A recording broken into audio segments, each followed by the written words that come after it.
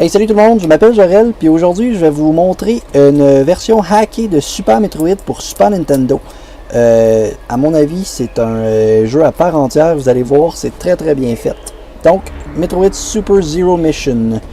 Vous pouvez trouver le jeu sur romhacking.net dans la section Super Metroid évidemment. C'est complètement gratuit, c'est très bien fait, il y a encore des updates. Donc, voici.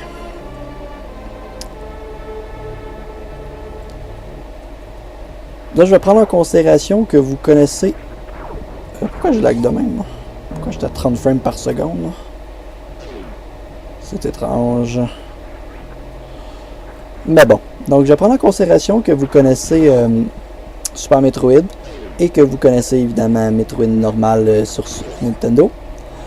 Et peut-être aussi même les autres de la franchise. Moi, personnellement, j'ai juste joué à Metroid 1, Metroid 2 et Metroid 3. Le 3 étant celui sur la Super Nintendo. J'ai joué un petit peu à celui sur le Game Boy Advance. J'ai bien aimé, mais pas autant que Super Metroid évidemment. Super Metroid, moi c'est mon petit dada. Je suis un grand fan de tout ça. J'ai passé le jeu une vingtaine de fois. Je m'amuse à faire des speedruns le plus possible. Et ça maintenant, ça me rajoute un petit challenge intéressant. Donc si vous êtes dans la même gamme que moi, ou si vous avez juste passé Super Metroid, puis que ça vous tente d'essayer, vous avez bien aimé le concept de plateforme, c'est un très bon platformer, puis que ça vous tente d'avoir un autre petit challenge, un nouveau jeu, essayez Zero Mission, ça vaut vraiment la peine. Oups, techniquement, ça prend le high jump pour aller le chercher. Je suis capable d'aller le chercher comme ça, probablement.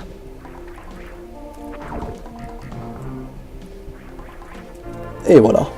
C'était pas trop compliqué, d'habitude ça me prend une quinzaine de coups. Donc c'est ça, c'est un jeu à part entière. Comme vous pouvez voir, les graphiques sont pas mal améliorés. Il a pris les tilesets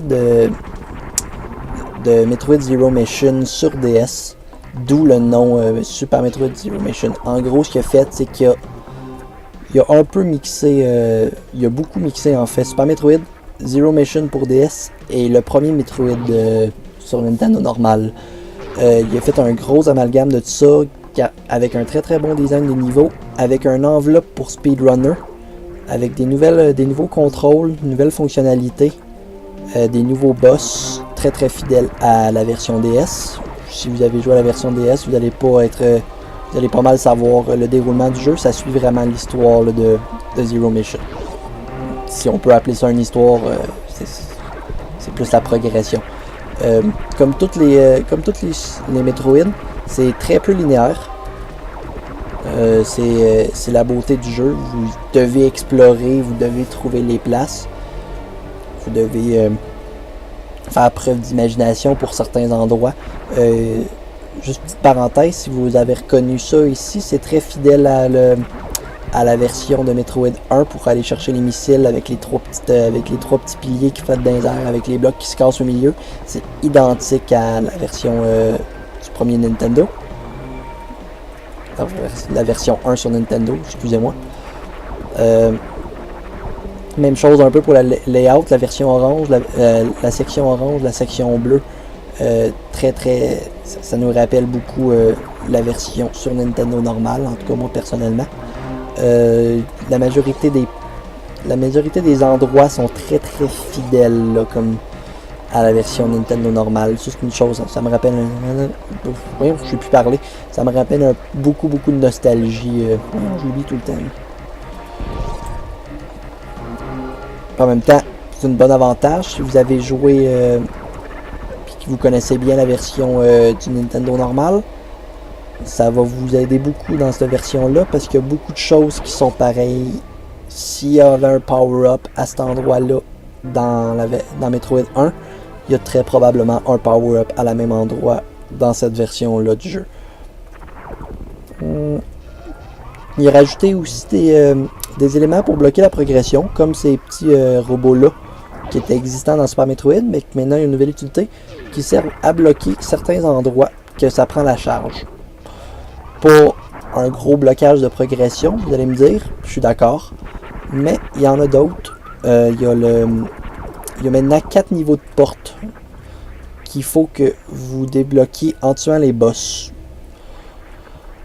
Ça l'oblige de tuer les boss. Il y a moyen de le contourner, mais ça rajoute une certaine linéarité, puis ça rajoute une logique de progression. Vous savez pas quel boss va enlever quelle porte, mais vous vous doutez fortement que, par exemple, Kraid, qui est le premier boss que vous allez vous battre contre, comme dans pas mal toutes les Metroid, il débloque la porte numéro 1. Ben, porte numéro 2 en fait. Fait qu'il y a 3 niveaux de porte. Il y a porte numéro 2. Y a-tu 3 ou 4 niveaux de porte? Je me rappelle plus par cœur, mais je pense qu'il y a 4 niveaux de porte. Oups, mauvais chemin. Ça, c'est la direction vers Tourian. C'est pas le bon endroit. Donc, c'est ça. Donc, pour faire un petit résumé rapide de ce que j'ai dit, graphique amélioré, contrôle amélioré, possibilité de speedrun assez impressionnant. Si vous allez sur YouTube et vous checkez le TAS, donc le Tool Assisted Speedrun, wow, qu'est-ce que tu fais là, toi? Il y a quelqu'un qui fait le jeu à peu près en 1 heure à 100%, sinon il y a quelqu'un qui le fait en 14 minutes à n'importe quel pourcentage. C'est du Tool Assisted, donc certaines personnes disent que c'est triché. Moi, je trouve que c'est juste la démonstration de la possibilité que le jeu offre. C'est sûr que c'est pas quelque chose que vous allez être capable de faire en temps normal. Là, les personnes font du frame par frame et ralentissent le jeu à l'extrême, puis ils font des macros puis des contrôles. Inimaginable, c'est pas humainement possible de faire ce qu'ils font. Mais ça vous donne quand même une idée des possibilités qu'il y a pour le jeu. Donc ça ici, c'est un petit robot que je pouvais pas passer tantôt. Là, je peux. Autre chose intéressante, les monstres font beaucoup plus de dommages, puis vous avez beaucoup moins d'HP. Donc les Energy Power-Up donnent juste 50 points de vie, au lieu d'en donner 99 comme avant, ben 100 en fait. Donc ça fait qu'il y a beaucoup d'Energy Power-Up partout, mais ça en donne un peu moins, donc ça rajoute un certain challenge que je trouve intéressant. Sinon, c'est pas mal les changements qu'il y a eu au niveau des power-up. Les super missiles, au lieu de donner 5 super missiles par power-up, ça en donne 2. Même chose pour les power bombs. Donc, beaucoup moins d'items. Ça l'oblige un peu à avoir une certaine stratégie supplémentaire. Apprendre à utiliser votre charge, plus apprendre à contourner les monstres. Oups, parlant de contourner les monstres, je me plante un petit peu là. C'est pas un jeu qui est nécessairement dur. Personnellement, j'ai pas de la difficulté à juger parce que je suis relativement très bon à... Sans vouloir me vanter, là, je dis pas ça pour ça, c'est juste j'ai joué beaucoup à Super Metroid, puis je sais pas mal ce que je fais. Donc pour moi, c'est sûr que je trouve pas que c'est un jeu qui est excessivement dur, mais il y a des challenges supplémentaires. Puis la majorité du challenge vient du fait que c'est un tout nouveau layout. Il y a absolument rien de pareil. Il y a certains éléments qui sont pareils parce qu'il a gardé le même layout que Super Metroid ou Metroid normal. Mais je veux dire, il a quand même changé toutes les pièces à 100%. Donc ça nécessite une redécouverte complète. Et personnellement, de refaire l'endroit, la place de feu, c'est assez mélangeant comme layout. C'est quelque chose là. Il y a des nouveaux endroits complètement. Il y a Chozodia, c'est là que je m'en vais pour aller chercher mes petites bombes. Mes bombes de boules. Ça sonne bizarre de dire bombes de boules, je m'excuse, mais mes petites bombes. Donc c'est ça. C'est Chozodia. C'est un endroit qui existait dans Zero Mission. Puis peut-être dans Metroid Prime et compagnie. Personnellement, j'ai jamais joué à Metroid Prime. Ou Metroid Prime 1, 2, 3, 4. Je sais même pas il y en a combien. Vu que j'ai jamais vraiment eu de console Nintendo à part la Super Nintendo et la Nintendo normale. Pourquoi t'es pas ouvert, toi? Autre nouvelle chose comme ça ici. Oups. Il y a des petites gates comme ça qu'il faut ouvrir. Rouge, ça veut dire missile. Bleu, ça veut dire... pas bleu, mais vert, ça veut dire super missile. Et orange, je sais pas s'il y a des gates orange. C'est les petites bonbons. Les power bombs, en fait, comme toutes les autres, comme dans le vrai Super Metroid.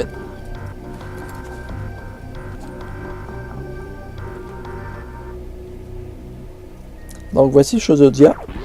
Je connaissais pas ça avant, j'avais jamais joué à la version DS. C'est assez particulier comme endroit et assez dur un peu si je me fais tuer. Je m'en excuse. Tantôt j'ai fait un cast, c'est ma deuxième version du cast. Puis je me suis planté, je me suis fait tuer par ces petites crises de bébites là parce que je suis trop innocent. Puis je faisais pas attention, j'étais en train de parler, un peu comme maintenant.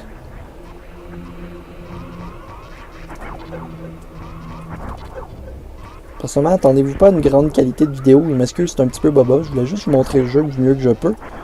J'ai rien préparé, là, j'ai juste plugué le jeu, puis je me suis mis à parler, en me disant que j'allais sûrement avoir du matériel pour vous tenir occupé pendant 5-6 minutes.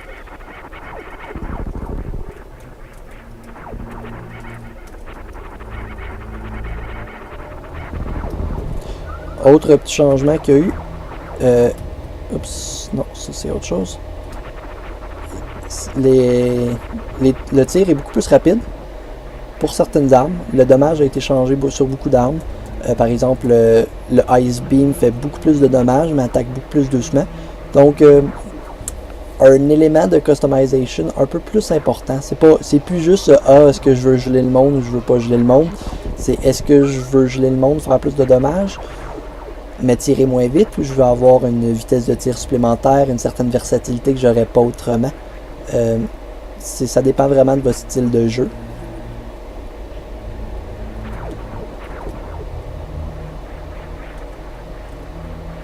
Ici, je me plante tout le temps, évidemment.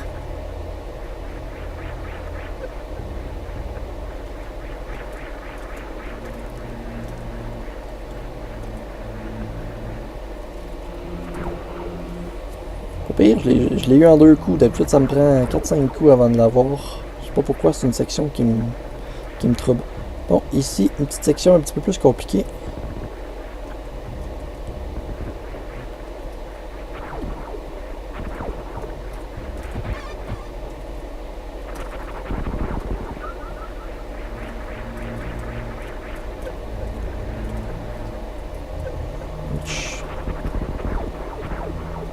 Désolé pour mon FPS, un petit peu lent, je sais pas pourquoi il m'a bloqué à 30. D'habitude, il roule à 60. Je sais pas si ça va affecter la... Bon, ici un save.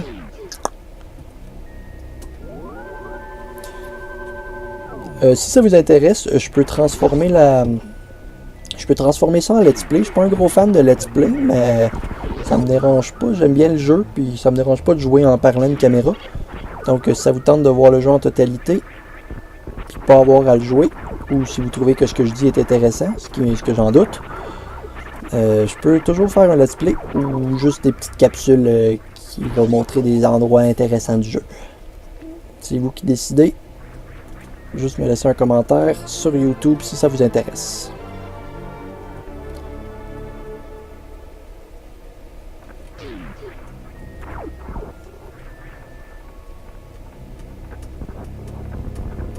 Donc, comme à l'habitude, après les petites bombes, il faut tuer le Torizo. Il est relativement simple.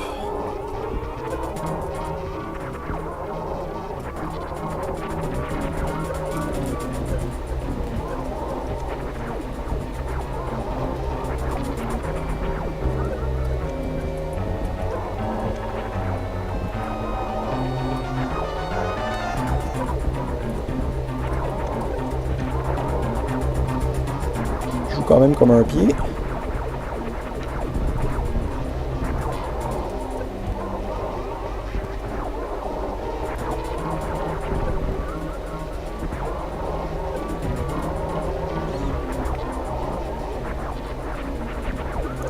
Donc la stratégie est relativement simple pour lui. Pas tomber dans les lasers, premièrement. Casser les petites boules qu'il envoie pour se faire d'énergie, puis taper sa gueule. Je pense même pas que c'est nécessaire, juste à tirer dessus sans arrêt. Même avec juste un cube d'énergie, ça devrait être assez.